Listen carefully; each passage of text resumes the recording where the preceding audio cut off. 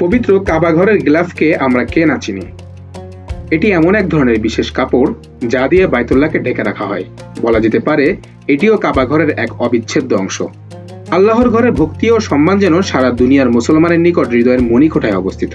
তেমনি এই ঘরকে আবৃত করে রাখা কিসওয়া আল কাবাও মুসলমানদের অন্তরের গভীরে এক বিশেষ জায়গা নিয়ে আছে। কিন্তু দর্শক, আপনি শুনলে অবাক হবেন, এই গিলাফে কাবার প্রধান ডিজাইনার একজন বাংলাদেশী, যিনি এই বিশেষ কাজের সম্মান হিসেবে পেয়েছেন সৌদি আরবের নাগরিকত্ব। তিনি হলেন চট্টগ্রামের মুখতার আলম শিকদার। সম্প্রতি মধ্যপ্রাচ্যের জনপ্রিয় সংবাদ মাধ্যম আল আরবিয়া নিউজ এমন তথ্যই প্রকাশ করেছে।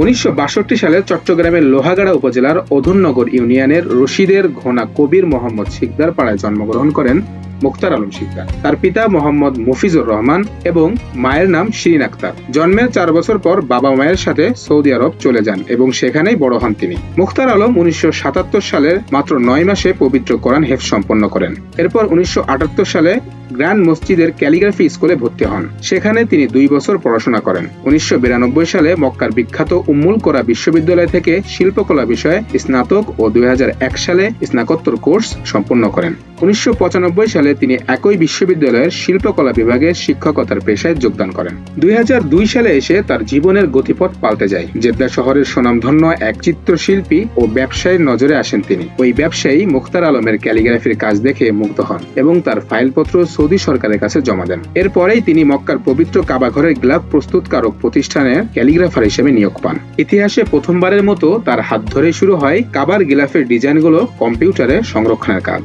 সম্প্রতি তিনি কাবার গিলাফ নির্মাণকারী প্রতিষ্ঠান the King Abdul Aziz complex for manufacturing the Kaaba Kiswa এর প্রধান ক্যালিগ্রাফার হিসেবে দায়িত্ব গ্রহণ করেন।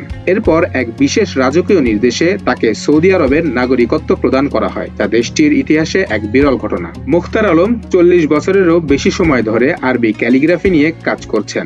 কাবার গিলাফে অলঙ্করণের পাশাপাশি তিনি মক্কার উম্মুল কোরা বিশ্ববিদ্যালয়ের ডিপ্লোমা, স্নাতকোত্তর ও পিএইচডি ডিগ্রিধারীদের সার্টিফিকেটের ক্যালিগ্রাফার হিসেবেও কাজ করছেন। মক্কার দ্য ইনস্টিটিউট অব হোলি মস্ক তথা পবিত্র মসজিদুল হারাম কর্তৃক পরিচালিত প্রতিষ্ঠানেও ক্যালিগ্রাফি বিষয়ক তার পাঠ শেখানো হচ্ছে।